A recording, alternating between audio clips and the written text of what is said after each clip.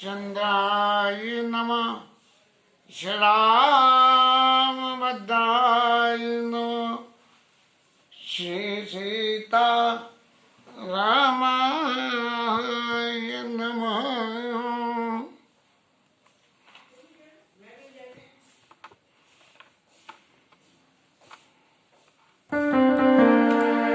अविरल भगत मांग बर गीत गयो हरि ध्यान की क्रिया जतोचित निकर की।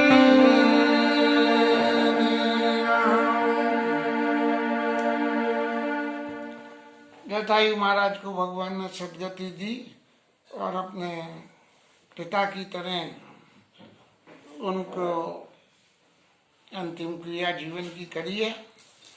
और विनय पत्रिका में एक पद में गोस्वामी जी ने सबसे पहले यही मांगा। विनय पत्रिका के पद में सबसे पहले यही मांगा, कब हूँ तो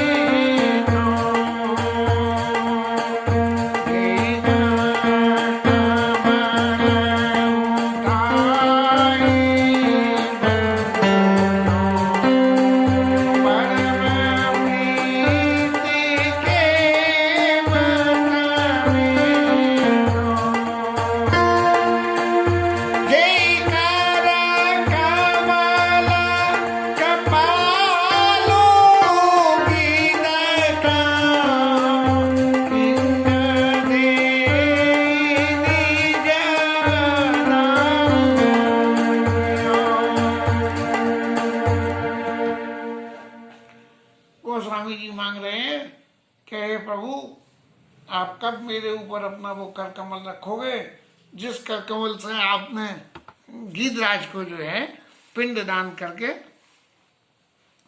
और उसको मुक्ति दी थी। अब इससे आगे हमें शबरी मैया की कथा आती है। अत्यंत भावपूर्ण कथा है और सबसे बड़ी बात है कि भक्ति की व्याख्या जो शबरी मैया को भगवान ने करी, वो ही भक्ति सततर रामायण का प्रारंभिक आधार है कि भगवान को प्राप्त करने के लिए उनकी भक्ति करें। और भक्ति करें तो भगवान की भक्ति कैसी होनी चाहिए, भक्ति के क्या गुण होने चाहिए और भक्ति के क्या क्या लक्षण होने चाहिए, जो शबरी मैया के चित्त में थे, जिनको भगवान ने उपदेश करके उजागर किया है। कोमल चित दयाला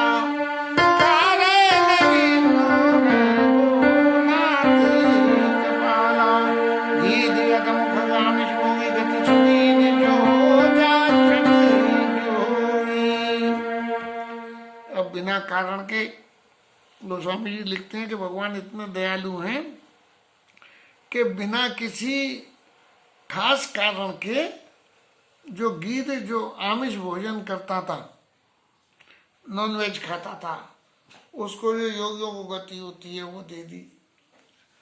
ये भोजन करना किसी एक कर्म विशेष को करना एक शरीर विशेष की क्रिया होती है। अब सांप का काम है कि उसे कोई छेड़े तो वो उसको काट ले। अब सांप ने काट लिया और वो आदमी मर गया, तो क्या उसकी हत्या का पाप सांप को लगेगा? नहीं लगेगा सांप, क्योंकि उनका ये सहज कर्म है। ऐसे ही इस मनुष्य शरीर का सहज कर्म भगवान की साधना करना है। और यदि मनुष्य अपने भगवान की साधना करने में, भगवान के कार्य को करने में अपना कोई गलत काम भी कर देता है तो उसको उसका पाप नहीं लगता है, बल्कि उसके करे हुए गलत काम का पाप उसके मालिक के ऊपर में ही चला जाता है। आपका पालतू कुत्ता किसी को काट ले तो दोष कुत्ते का नहीं होता, कुत्ते के मालिक को होता है, उसको सजा मिलती है इस बात की, और उसको दंड जुर्माना भुगतना पड़ता है। तो ऐसे ही गीध आमिष भोगी, भले ही वो नॉनवेज खाता था, क्योंकि उसके सहज स्वभाव में ये गीधराज का जन्म ही जो है नॉनवेज खाने के लिए हुआ है। वो चीजें जो पड़ी पड़ी सड़ जाती हैं, जिनको कोई नहीं खाता है, वो गिद्ध महाराज खाके और प्रकृति की सफाई कर देते हैं। तो ये उनका स्वभाव ही है कि गीध आमिष भोगी गति सुदीन जो जाचक दोगी। तो भगवान ने उसको गति दे दी। तो भगवान ने कोई ऐसा गलत काम नहीं किया, क्योंकि गीध अपने से स्वभाव के हिसाब से काम करता था, लेकिन उसके भगवान के चरणों में उसकी प्रीति थी। देवासुर संग्राम में नेक नियति से उसने देवताओं के पक्ष में दशरथ जी महाराज के संग युद्ध किया, उनके मित्र थे, और उनके पुत्र की पुत्रवधु को बचाने के लिए अपने प्राण तक त्याग दिए। भोजन करना कोई सहज स्वभाव से भोजन करिए आप, तो आपको कोई किसी तरह का, अब कहने को तो ये है कि भैया बैगन में अंदर कीड़े होते हैं और बैगन में कीड़ा नहीं दिखा और सब्जी बन गई और खाने वाले ने खा ली, तो क्या उसने नॉनवेज खा लिया? क्या नॉनवेज खाएगा उसकी जीव की हत्या का उसे पाप लगेगा? उसे पाप नहीं लगेगा, क्योंकि उसने देख के काट के खाया है। और यदि उसने देखते हुए भी खा लिया, क्या कीड़ा है कि अरे बन गया अब तो ये सब्जी फेंकेगी इसलिए खा लो, वो कीड़ा मर गया तो उबल के मर गया, अब तो सब कीड़े का जो है वो जो इन्फेक्शन था वो खत्म हो गया और तुम खा लो, तब उसको पाप लग जाएगा। तो ऐसे ही गति सुदीन जो जाचक योगी, जो योगी लोग गति जानते हैं, उसको भगवान ने गति दिए। और शंकर जी महाराज के सुनहु माते लोग अभागी, हरि तजी होय विषय अनुरागी।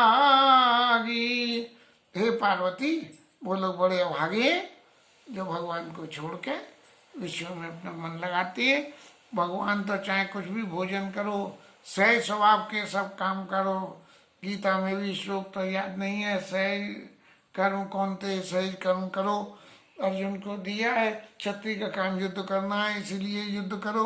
तो ऐसे ही तुम अपने सहज कर्म को करो तो आपको कोई अपराध नहीं लगता है। तो भगवान ने, शंकर जी महाराज कह रहे हैं कि पार्वती वो लोग बड़े अभागे हैं जो भगवान के भजन को छोड़ के मनुष्य शरीर पाके नरतन पाई विषय मन देही और पलटे सुधाते सठ विष देही। भगवान राम ने उत्तरकांड में पूर्वासियों को उपदेश में कही है कि मनुष्य शरीर पाने के बाद और विषय में मन लगाते हैं, जो ये सांसारिक विषय भगवान में लगाते हैं, पलटे सुधाते सठ विष देही। ऐसे धूर्त लोग जो है, हाथ में जो अमृत है ये मनुष्य शरीर अमृत के समान है और विषय विष के समान है, तो इस अमृत को छोड़कर और विषयों को स्वीकार कर लेते हैं। पुण्य सीता ही खोजत दो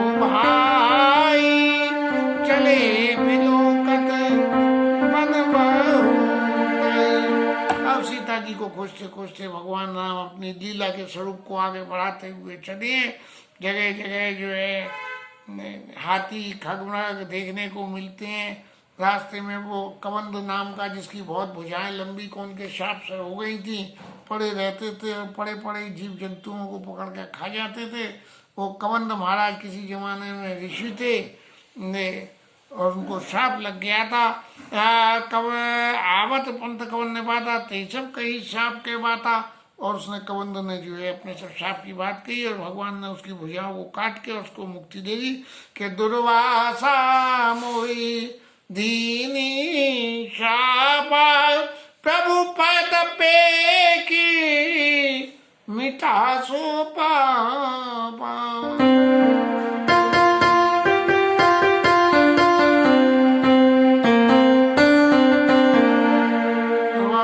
साफ दे दिया था। दुर्वासा ऋषि का तो काम एक ही था कि जो उनके मन में करे तो ठीक है, नहीं करे तो शाप दे दो।